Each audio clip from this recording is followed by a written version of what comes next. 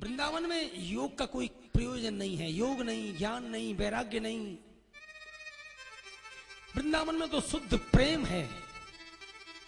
तो गोपी को जब योग करते देखा नारद बाबा ने, तो उन्होंने पूछा, गोपी कि योग क्यों करती है भाई?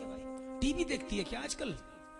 बाबा रामदेव को आजकल भारत योग करता है। देखा देखी साधे योग, छीजे काया बाळे रोग।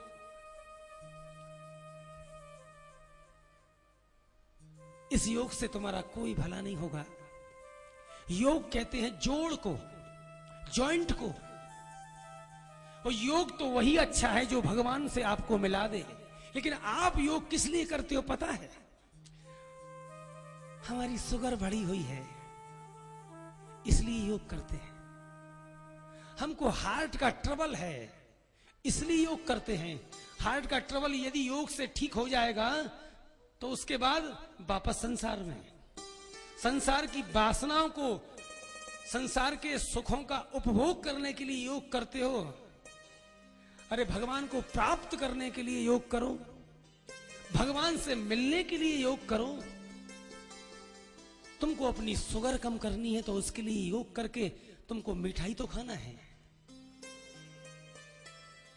तो ऐसे योग से, ये योग नहीं है, ये तो उपभोग करने का साधन है।